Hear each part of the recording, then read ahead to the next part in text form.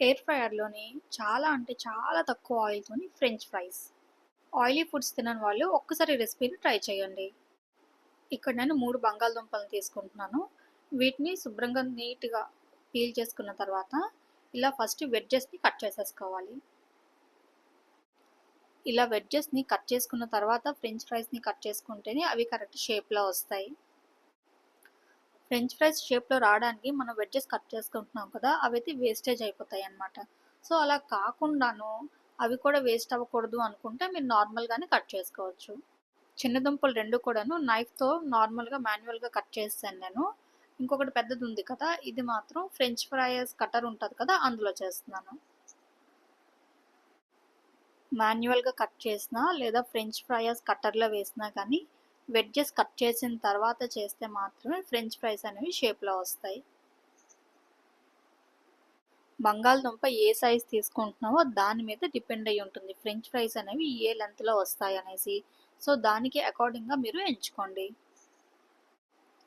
కటర్‌లో అయితే అన్నీ ఈక్వల్‌గా వస్తాయన్నమాట ఒకే సైజులోని.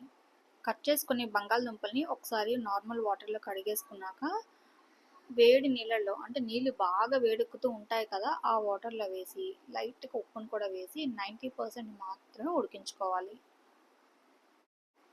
90% ఉడికిన తర్వాత వీటిని కంప్లీట్‌గా చల్లారడానికి ఒక క్లాత్ మీద వేసేయండి.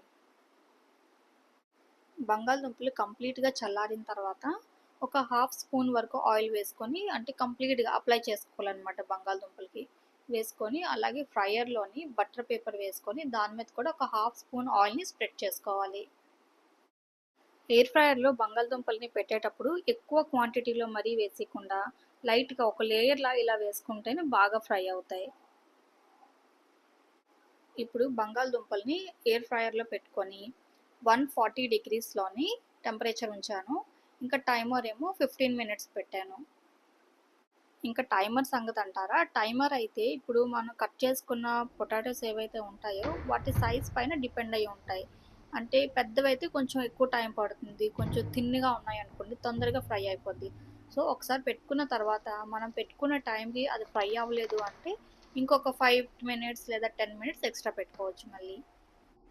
ఫస్ట్ నేను 15 మినిట్స్ టైమర్ పెట్టాను కదా! ఆ టైంకైతే ఇవి ఫ్రై అవ్వలేదనమాట. సో, నేను 5 మినిట్స్ మళ్ళీ ఎక్స్‌ట్రా ఎయిర్ ఫ్రైయర్‌లో పెట్టి అప్పుడు మీకు చూపిస్తున్నాను. మరి మీకు ఎయిర్ ఫ్రైయర్‌లో చేసిన ఈ ఫ్రెంచ్ ఫ్రైస్ నచ్చితే ఈ వీడియోని లైక్ చేయండి, షేర్ చేయండి.